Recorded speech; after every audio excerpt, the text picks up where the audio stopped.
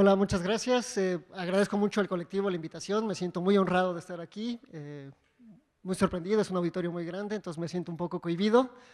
Pero trataré de hablarles un poquito acerca de física. Y el objetivo de esta plática es recordarles o decirles, no sé, la importancia que tiene la física y en realidad las ciencias en la construcción de una imagen que tenemos acerca del universo.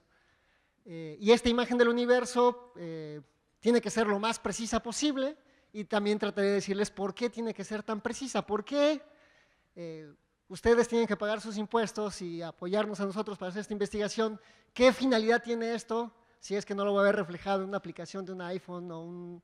O sea, ¿por qué tendría el gobierno que gastar en estas cosas?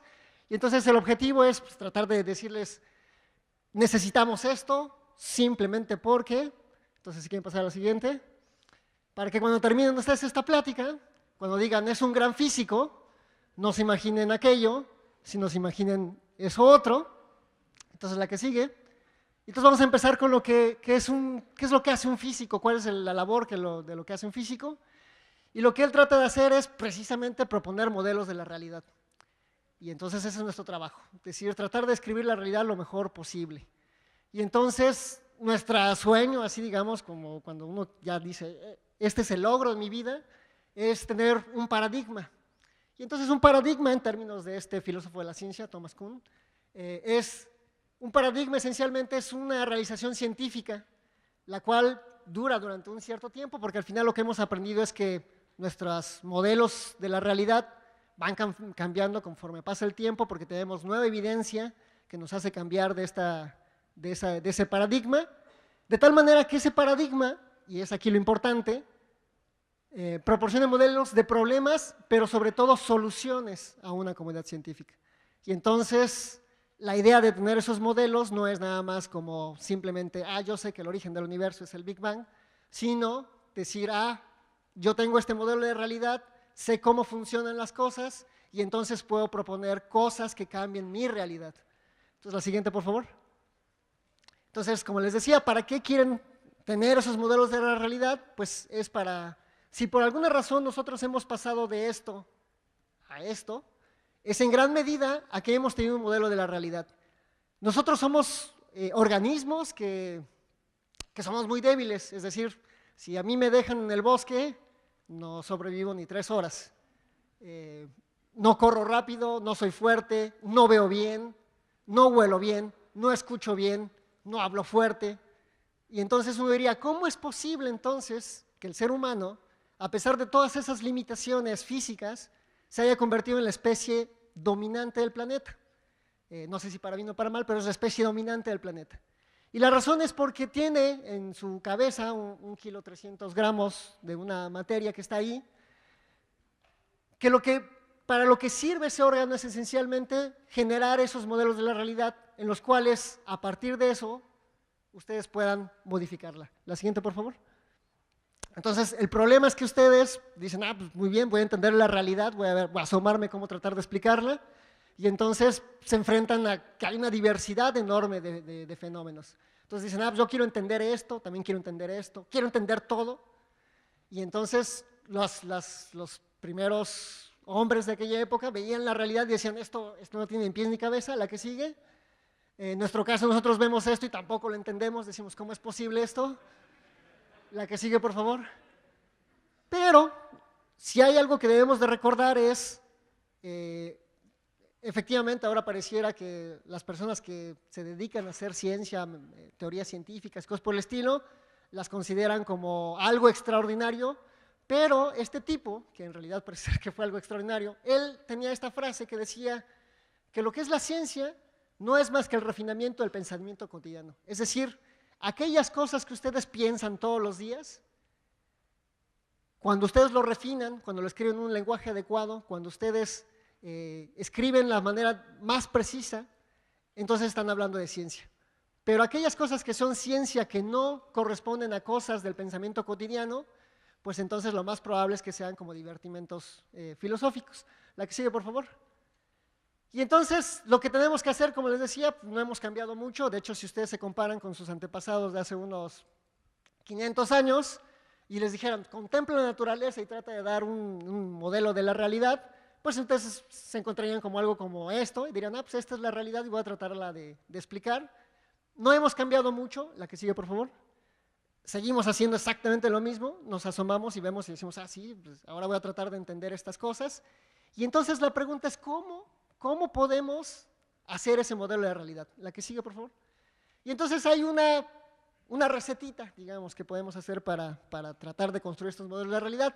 Entonces, lo primero que hacemos es, pues, salimos a la calle, y entonces yo salgo ahorita a la calle y me asomo y digo, ay, voy a explicar el mundo. Lo primero que tengo que hacer es encontrar regularidades. Entonces, una vez que yo encuentre ciertas regularidades o similitudes, ya voy ganando algo. Y entonces, imagínense ustedes, primeros hombres de México, salen a la naturaleza y dicen, voy a tratar de explicarla, y entonces lo que tienen que hacer es buscar cosas regulares, y entonces el primero dice, el sol sale por ahí. A ver, voy a ver si mañana sale por ahí. Volvió a salir. Y al otro día, y al otro día, y al otro día. Y entonces ustedes empiezan a encontrar cosas regulares.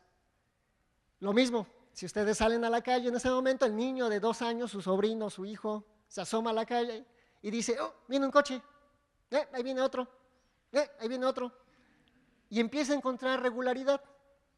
Y entonces una vez que ustedes ya encontraron esas regularidades, lo que entonces sospechan es que dichas regularidades son consecuencias de un fenómeno más diverso, más común, de algo fundamental, que ustedes dicen, esto debe de venir de algo fundamental.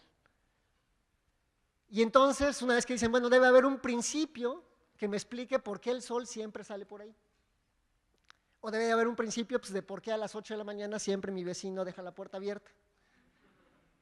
Es lo mismo. Si ustedes quieren explicar por qué el sol se ve ahí o por qué el vecino siempre deja la puerta abierta, tienen que encontrar esa regularidad y entonces sospechar que hay un principio fundamental. Y dicen, ah, sí, claro, es que deja la puerta abierta pues porque se va a trabajar. O el sol siempre sale pues porque debe haber una fuerza que lo hace que se mueva. Y después de que ustedes dicen, bueno, sospecho que hay un principio fundamental, ustedes tienen la esperanza de que hay una simplicidad de dichos principios, de tal manera que exista un único principio fundamental. Entonces, de alguna forma, lo que hemos sospechado durante mucho tiempo es que existen unos cuantos principios fundamentales, los cuales nos pueden explicar toda la realidad. Y una vez que ustedes entiendan esos principios fundamentales, dicen, ya está, esto lo puedo controlar. La siguiente, por favor. Y entonces llegamos a una conclusión, decimos, necesito encontrar mis componentes fundamentales y mis interacciones fundamentales. Y entonces esa es la labor que se ha hecho durante los últimos 300 años. La siguiente, por favor. Y entonces, como les decía, cuando ustedes empezaban allá por la época de los griegos a preguntarse cosas fundamentales como, pues, ¿de qué está hecho el universo? ¿De qué están hechas todas las cosas? Pues realmente lo que podían hacer en ese momento eran, pues, meras especulaciones, y entonces decían, ah, yo creo que es un mundo matemático, y entonces todo está hecho de estos tetraedros, de cubos, de figuras geométricas, y cada figura geométrica está asociada a ciertos elementos, etcétera, etcétera. La que sigue, por favor. De tal manera que incluso en ese momento ustedes querían hacer un modelo de la realidad, y de hecho lo pueden reconocer, aquellas personas que estaban dentro de la élite, digamos, los que tenían el poder, eran aquellos que tenían dicho conocimiento, que tenían dichos principios, y los encapsulaban de una cierta forma. Entonces, hace 500 años este era el modelo cosmológico. Aquí está el modelo cosmológico, lo que se creía, ¿no? Pues este Dios de aquí construyó todo, es el quinto sol, el que sobrevivió después de estos 4 que están aquí, que se acabaron por distintas razones. Existía otro modelo cosmológico alterno, cada quien tenía sus modelos cosmológicos, y en aquel momento las cosas eran a ese nivel adecuadas, quizá. La que sigue, por favor. Muy bien, y entonces, la primera parte, espero que digamos, es, tratemos de definir lo que es una ley física. Y entonces, esencialmente, lo que es una ley física, de acuerdo a lo que dice Erwin Schrödinger, es lo que vamos a llamar una ley de la naturaleza, no es otra cosa más que una regularidad observada en los eventos de la naturaleza. Entonces, busquen una regularidad, y entonces, si esa se cumple siempre, dado ciertas condiciones, vamos a decir, eso es una ley de la naturaleza. La que sigue, por favor. ¿Cómo entonces pruebo esas leyes de la naturaleza? O sea, yo había pensado que pues, me tengo que hacer esas preguntas fundamentales acerca de qué está hecho el universo. Pero entonces apareció este tipo, Galileo Galilei, y dijo, no, no la rieguen, no se equivoquen, la forma correcta o una forma que podría funcionar para encontrar dichas leyes de la naturaleza es, háganse preguntas simples. Y entonces sus respuestas seguramente van a ser simples. Y quizá después, cuando ya tengan esas respuestas simples, a lo mejor ya pueden abordar problemas más complejos. La que sigue, por favor. Y entonces, él es el ejemplo de que empezó a hacer experimentos simples. Y entonces dijo, yo me recuerdo que mi hijo hace experimentos. Entonces, de hecho, ustedes han sido científicos durante toda su vida hasta que entraron a la escuela. Porque hacían experimentos. Entonces, ustedes aventaban piedras y decían, ¿qué es lo que pasa? Y entonces Galileo Galilei recordó su infancia, se subió a la torre de Pisa y empezó a aventar cosas y se fue haciendo preguntas simples. Dijo, a ver, si aviento a mi suegra o una pluma, ¿cuál cae primero? Y entonces en ese momento dijo, ay no, pues todos dicen la suegra. Pero entonces él dijo, no, bueno, voy a poner cosas más similares y empezó a obtener, es una pregunta súper simple, trivial quizás, que los niños se hacen. ¿Qué cosa cae más rápido? Y entonces, ciertamente los sentidos pueden hacerle ciertos trucos y llegar a una conclusión errónea, pero entonces lo mismo que dijo Galileo fue, pues lo que necesitan es hacerlo de manera sistemática y además con ciertos instrumentos de medición.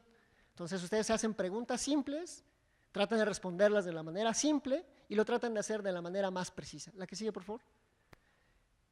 Con esa idea tan simple de hacer cosas simples, uno va respondiendo, pues voy a tratar de explicar cómo se mueven las cosas a partir de fuerzas. Y entonces ustedes pueden hacer generalizaciones. Recuerden lo que decía Einstein, decía, no, pues son refinamientos. Y entonces cada vez que ustedes van pasando de un nivel a otro, van haciendo refinamientos de las observaciones que están haciendo, pero están conectadas con cosas inmediatas, están conectadas inmediatamente con aventar piedras, pelotas.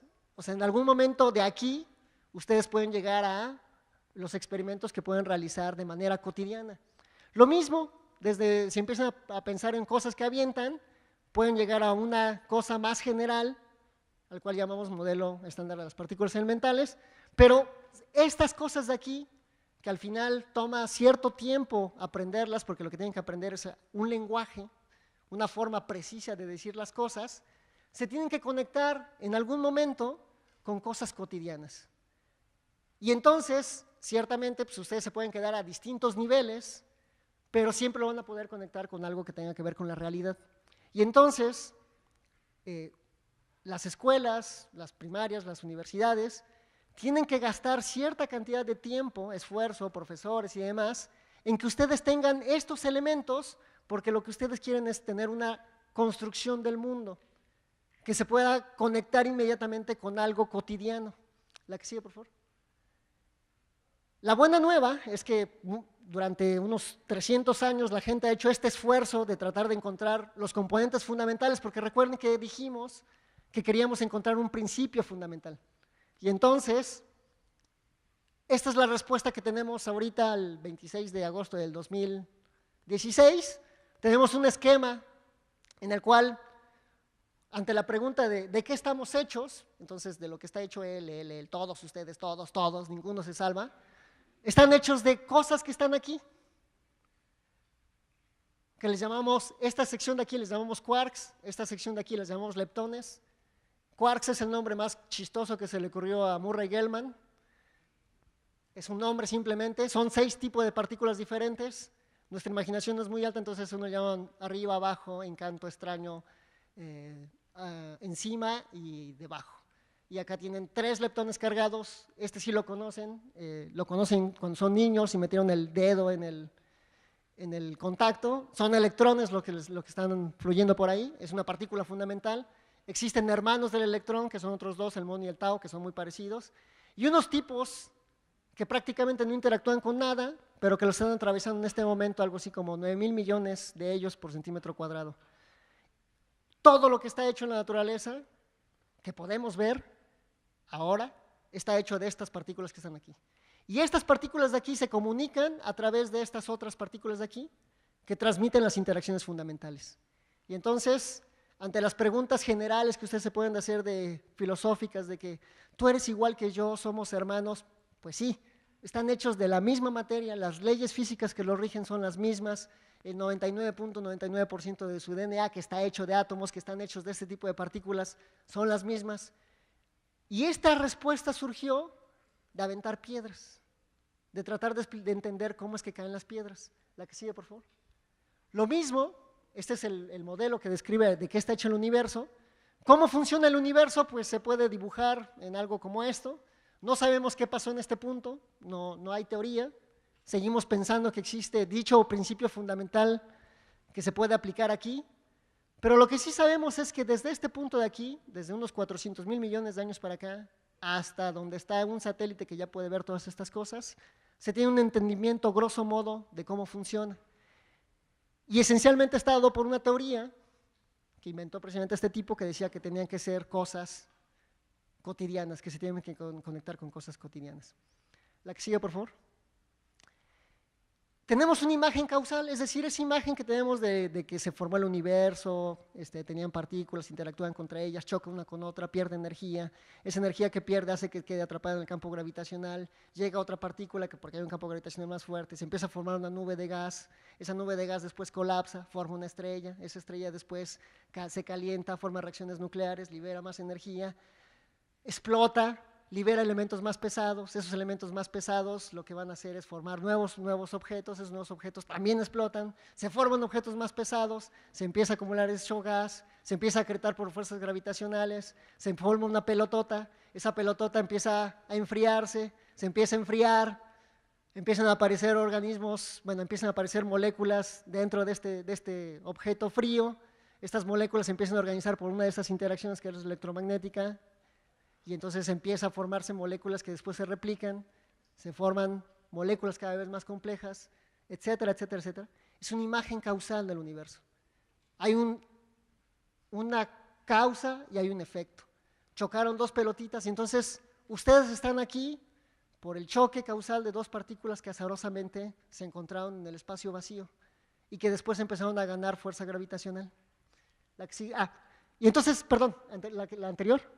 Y entonces esa imagen causal, ese logro que tiene la física, se ha transmitido a otras ramas de la ciencia. Y entonces esas otras ciencias dicen, tengo que buscar las causas si es que quiero encontrar soluciones. Y entonces, por ejemplo, aquí lo que tienen es el ciclo de vida de un bicho, que es el causante del dengue, y entonces esencialmente dicen, pues me picó un mosquito. Y entonces hace unos 2000 años dicen, me picó un mosquito, ay, se murió a los 6 meses. Diosito lo castigó. No. Ahora sabemos que hay una causa. Entonces lo picó un mosquito, este mosquito ya tenía incubados ciertos bichos que se van directamente a una célula del hígado, en el hígado se reproduce, sale al torrente sanguíneo, contamina otras células, se desarrolla el virus, se escapa, vuelve a picar otro mosquito, agarra este bicho contaminado, solamente se puede reproducir el virus dentro de la panza del mosquito, vuelve, etcétera, etcétera. Y entonces, cuando ustedes buscan una solución para el dengue, dicen, pues lo que tengo que hacer es cortar una línea dentro de esta imagen causal. Y entonces dicen, bueno, pues le puedo quitar el hígado a la persona. No, porque hay otras conexiones, ¿verdad? Pues voy a modificar el proceso de duplicación, no, eso también puede ser complicado, maten el mosquito. Y esa es la solución. Entonces, cuando los médicos o cuando los programas de salud dicen, por favor, no dejes agua acumulada a la intemperie, es precisamente para evitar esta imagen causal, esta secuencia causal. Y eso, en gran parte, esta imagen que tenemos ahora del universo se debe en gran parte a esta imagen que tenía Galileo de decir, hagamos cosas pequeñitas y estudiemos esas causas y sus efectos a pequeña escala. La que sigue, por favor. Esa es una imagen causal muy bonita que tenemos, es la imagen de la pistola humeante, entonces sabemos quién es el culpable porque vemos y decimos, ese tipo tiene la pistola con el humo, él lo mató. Pero hay veces que, y lo que estamos aprendiendo ahora es, no siempre tenemos esa pistola. No sabemos quién tenía la pistola humeante. Y entonces ahora lo que tenemos que hacer es que la vida está tan íntimamente ligada de unos individuos con otros, o de algunas partículas con otras, que tratar de decir, él es el culpable, es prácticamente imposible. Y entonces lo que tenemos que hacer es aprender de aventar monedas. Y entonces buscar, porque recuerden que es una ley física, es una regularidad. Y entonces lo que tenemos que hacer es encontrar regularidades en cosas que son aleatorias. Y entonces lo que hemos aprendido es que cuando hay muchos de estas cosas, hay muchas cosas que varían con el tiempo, que son impredecibles, uno puede aprender o sacar ciertas reglas que sí son, que se cumplen siempre. Entonces, por ejemplo, el ejemplo típico que pueden tener es el de una moneda. Yo no apostaría con ustedes volados porque sé que muy probablemente vaya a perder, o a lo mejor no, no lo sé, pero no lo sé. No arriesgaría mi vida a un volado. Lo que sí les arriesgaría es, bueno, vamos a aventar 1,000 millones de volados y te apuesto que la mitad van a ser sol y la mitad van a ser águila, con un error de 0.0001. Esa es una regla. Y entonces estamos aprendiendo justamente cómo construir dichas reglas cuando hay mucho. Y eso les estamos llamando fenómenos emergentes. La que sigue, por favor. Entonces, no hemos acabado, o sea, a pesar de que tenemos modelos más o menos confiables de cómo funcionan las cosas, estamos aprendiendo cómo mucho puede ser algo y cómo entender esos muchos para tener ciertas reglas de cómo funcionan las cosas. Entonces, si bien entiendo la idea, una de las ideas que tienen aquí en este festival es, ideas que laten es, uno, si ustedes quieren que su idea fructifique, tiene que estar apegado a la realidad. Entonces, como bien decía Lenin, no basta con soñar. Lenin, el peloncito ruso. No basta con soñar, hay que estudiar, hay que tener los pies plantados en la tierra. No basta con soñar. Y entonces, la física y cualquier de las ciencias, y una de las razones por las cuales ustedes tendrán que estudiar eso es porque se necesita que tengan los pies en la tierra. Muchas gracias.